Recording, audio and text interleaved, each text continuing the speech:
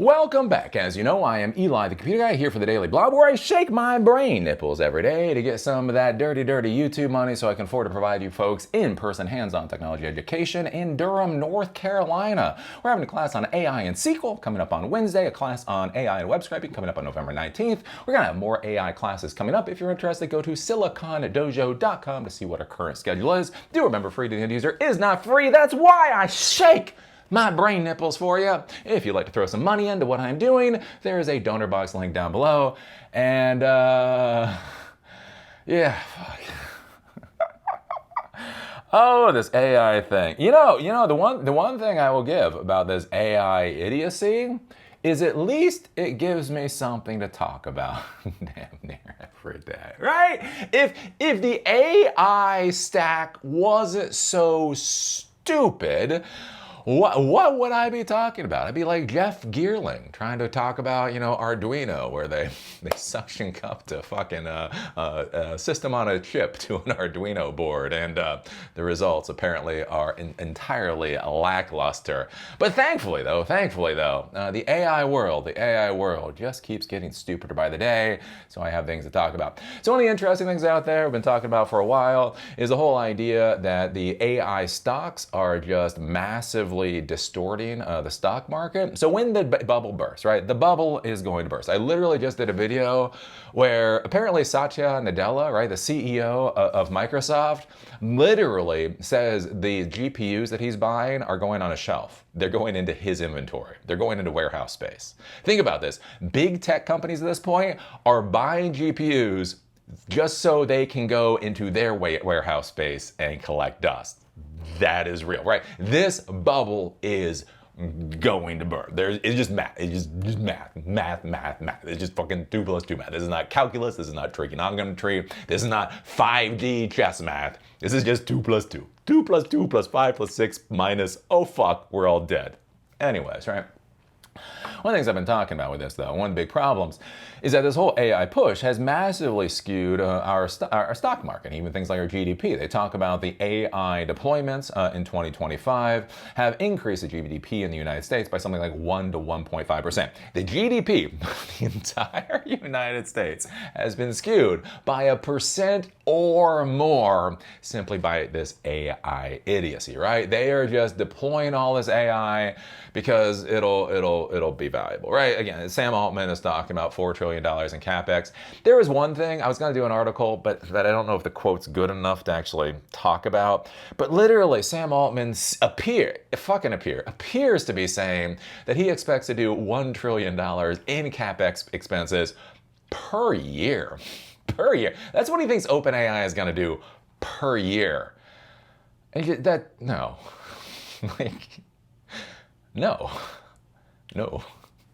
I don't have the equation. I don't have the math. I don't have the fucking flowchart to explain to you why that's stupid. Can we just all agree that's just kind of stupid? But the problem is, right, this is skewing a lot. So we've talked about this before with the S&P 500. So a lot of people invest in the S&P 500 index fund. The idea is the 500 largest companies in the United States, and they basically are different companies in different sectors of the economy. Medical, technology, auto manufacturers, real estate, all of those types of things. So the idea is when you invest in the S&P 500, you get a diverse portfolio, right? The idea with a diverse portfolio is during any economy, basically some stocks sink while other stocks go up, right? Think about this. Like, if the stock price of Chipotle is going down, the value of, I don't know, a cookbook publisher might go up. It's like, oh, people don't have enough money to go out to eat anymore, but people are trying to cook at home, so people who produce recipes or, make it easier to make stuff at home, their stock price goes up. And so that's the whole thing with diversification, right? As people get more money, maybe they eat at home less, so as people that'll make it easier to eat at home, their value goes down, but Chipotle or restaurants, their value goes up, right? That's the idea with a balanced portfolio and diversification and all that kind of stuff. The issue that we see with the S&P 500 right now now is they talk about it's like the S&P 10, where the largest companies on the S&P 500 now are basically tech companies, and they account for something like 40% of the S&P 500. Like there's the S&P 490 and then the S&P 10, right? And they are light years apart. These are the largest companies in the United States, right? It's not like this is a random cross section of U.S. companies or something like that. These are the largest companies in the United States, and literally the top 10% of them are worth 40% of the entire index. And so one of the problems that comes up is essentially that whole idea of how do you create a what's called a hedged portfolio, so that if one vertical gets hit, one industry gets hit, the other one will most likely bounce up because of that, and then you don't take the losses so much. Now, don't get me wrong, right? A tsunami sinks all ships. A tsunami sinks all ships. It's just kind of like one of those but how sunk is the ship? Some ships are going to go to the bottom of the ocean. Some ships are still going to have enough buoyancy they can kind of float along and take the survivors, right? So it's not like a big recession or a depression happens. It's not like you can hedge in such a way that you're not going to lose money. But the idea is you hedge in such a way you don't lose all the money. And so coming from Axios right now, I think is really interesting, is that AI is making hedge funds unable to hedge. And why this is curious is because you think about all of the sectors AI is now a part of, right? When we talk about AI, it's no longer simply about NVIDIA or Microsoft or OpenAI. We're now talking about electricity providers, right? Companies that create and generate electricity. We're talking about companies that provide electricity distribution. So in the United States, the creation of electricity and the distribution of electricity have been split. So those companies are now split. You're talking about basically construction companies, right? These companies, right? Meta literally wants to, lordy, Meta wants to build a data center the size of Manhattan. And think about it, there's a lot of construction. That's one company is doing that. There's a lot of companies that are building this out. But the thing is too, in order to build that out, you need a lot of cement, right? The world is not in fact built on node. My roof, when a tree goes through my roof, I can't fix it with a node patch, right? You need asphalt, you need cement, you need steel, you need all of those things. A lot of the places where these data centers are being built, they're in the Midwest, or they're in non-populated areas. So you think about transportation and logistics and all of that kind of stuff. You look at the overall economic impact of this AI idiocy, and that's when you go, oh schnizzle.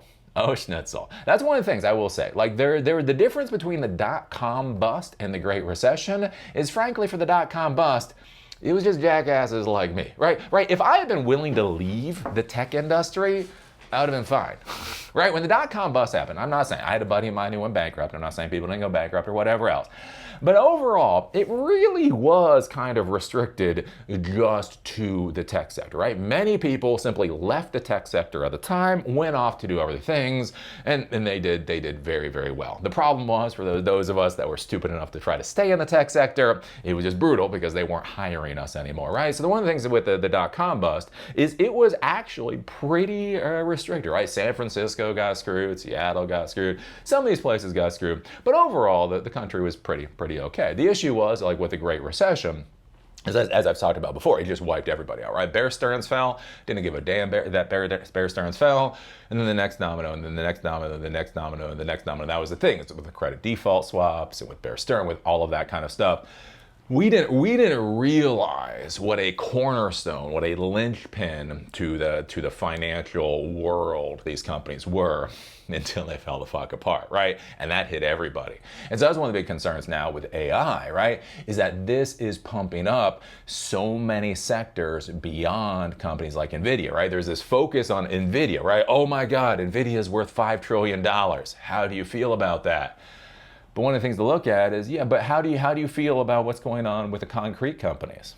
How do you feel with what's going on with the hiring construction people in order to build out these data centers? How do you feel with what's going on with improving the electricity grids and those types of things? So that if the AI bubble pops, it's not just going to hit tech, right? You look at AI and you're like, again, with me, I barely use AI. Even if I want to use AI, I can run it on my own system at this point in time. I don't see the value proposition there. Look, if the AI bubble pops, fuck big tech, fuck Sam Altman, fuck Elon Musk, they had it coming, right? Right? The AI bubble pops, and you're gonna be like me in the summer of 2008, sipping your coffee, reading whatever the hell the equivalent Wall Street Journal is nowadays, going, Bear Stearns fell. And then you're gonna go off to work as your business is doubling every 60 to 90 days. But the issue is what happens if a lot of stuff falls. And so that's what they're talking about here, is AI is making hedge funds unable to hedge because so many verticals are now connected to AI. The concentration of market gains into a basket of AI stocks, 5 trillion, Nvidia mainly, is making it harder for hedge funds to hedge as they are becoming dangerously correlated with the broader stock market, right? The whole idea here is that one stock goes up because another stock is going up, right? Intel goes up, right? Nvidia is so expensive now, and you think, well, Intel's probably going to do something, so maybe Intel's price starts going up in line with Nvidia because of the other things that are going on. Quote, a lot of investors are going to be surprised. John Kaplis of Pivotal Path, which tracks data for more than 3,000 hedge funds, tells Axios, quote, it turns out they had a lot more exposure to just traditional equity markets than we thought. Quote, when everything's going well, that may be okay, he says, but when things do turn around, which at some point they will, that disconnect is going to leave a lot of investors caught off guard, which is never a good thing. Hedge funds move more like the stock market more than ever. The 12-month correlation between the composite hedge funds and the S&P 500 is basically about 1%. At the 99th percentile of historical readings, multi-strategy hedge funds show a 0.189 correlation, also near a record high at the 98th percentile. That means hedge funds returns are tracking the broader market far more closely than usual, offering their investors less diversification. The shift suggests funds are crowding into similar trades. So that's one of the big things. When you sit down and you actually talk with money people, and you start looking at charts. So fucking many charts. They just bury you with numbers. They're like, you know what? If we just bury this person with numbers, they'll surrender. But one of the interesting things, again, when you're looking at hedge funds, versus investing yourself, one of the ideas with the hedge funds, you'll look at the hedge funds and you'll look at the performance of the hedge fund. And the performance of the hedge fund may actually what's called lag market performance or even the S&P 500 performance. And you're like, Eli, why the hell would I pay a percent of what I have for a fund that is going to lag the market?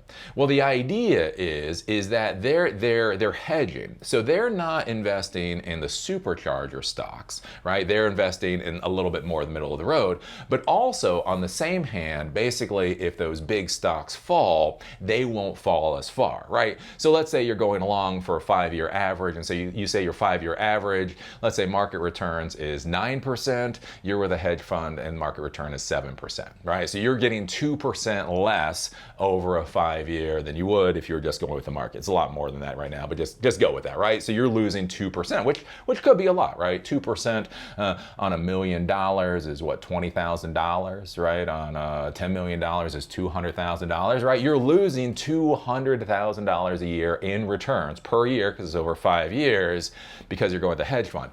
The reason is because when the market tanks, right, and the market tanks goes down by 50%, the hope is your hedge fund has hedged to such a degree that your value also only goes down by something like 20%, right? So where everybody else was making these additional returns of the 5 years, when the market tanks, they lose a lot of those returns, and you actually keep. You made less, but you also keep far more of what you made, and that's the whole idea with the hedge funds. The problem is, though, if the hedge funds start correlating with the overall stock market, then you don't have a hedge. Then you don't have a hedge. When the stock market goes up, you go up. When the stock market goes down, you go down. And that can be a big problem. Again, we start talking about these hedge funds. Again, for you, okay, who the hell cares? If you're just a day trader, use Robinhood, whatever else.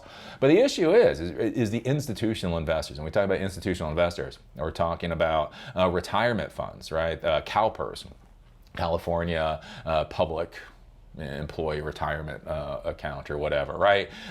Hundreds of thousands, millions of people depend on their retirement with these institutional investors. I think about endowments for universities and that type of thing. And so the issue is, if there's no hedge there, it could be really painful. And that's where I say the follow-on effects from the AI bust might actually be brutal beyond what we're comprehending. Okay, NVIDIA goes down, fine. OpenAI goes down, fine. People like me no longer make money for screaming about stupid AI shit. Oh, who the fuck cares?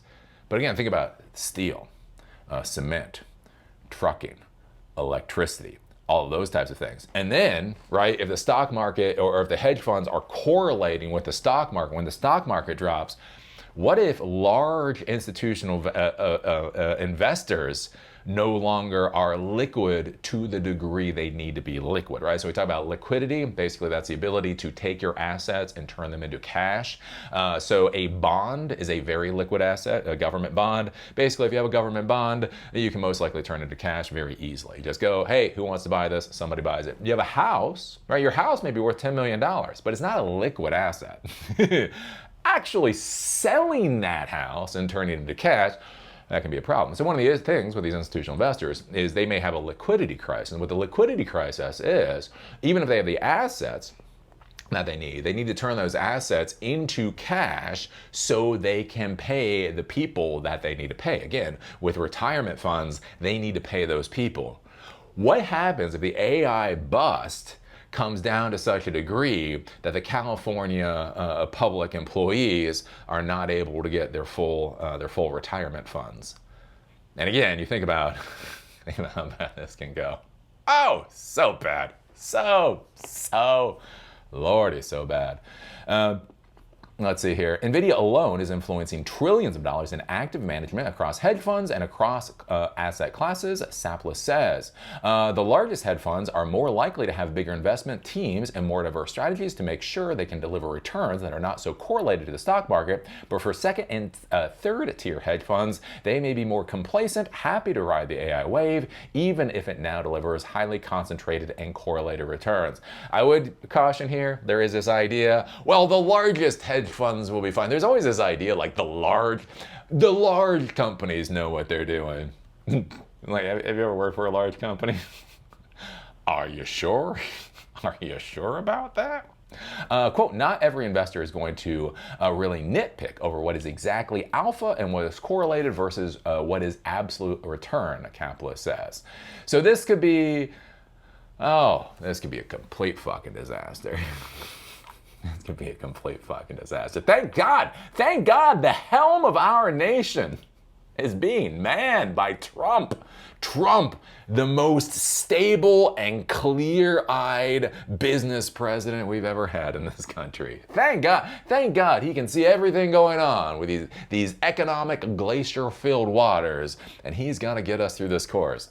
There's no way he's going to point the ship directly at a glacier to play chicken with a glacier. No, Trump would never play chicken with a glacier, right? Please tell me Trump would not play chicken with a glacier. I hope he won't. That glacier will move first. That's not how glaciers work. So yeah, what do you think about this? What do you think about the hedge funds? The hedge funds are now basically correlating with the overall stock market because the AI bubble is literally distorting damn near everything. What do you think about this idiocy? What do you think about this idiocy? I don't know. Put your thoughts down below. If you like these videos, give us a thumbs up. If you hate these videos, give us a thumbs down. Call me amazing, call me a moron. Just be a real Lutnick. Give me a strong American comment down there. Don't be a Trudeau and put a little weak Canadian comment down there. That would just not be acceptable. Anyways, what I actually care about is Silicon Dojo. SiliconDojo.com, free to end user hands-on technology education that empowers you to do whatever the hell it is you want to do. You come, you learn, you go the hell away, and you build something that makes your life better, somebody else's life better. SiliconDojo.com, we have a class on AI and SQL coming up in a couple of days, AI and web scraping coming up on November 19th. We're going to have a class on AI at the Edge with Raspberry Pi and AI with REST APIs to bring in outside information to your AI project. Those classes are going to be coming up. Take a look at SiliconDojo.com. Do remember, free to the end user is not free. That's why I shake shake, shake, shake my brain nipples for you. There is a donor box link down below if you'd like to throw a couple of dollars in. And with that, see y'all later.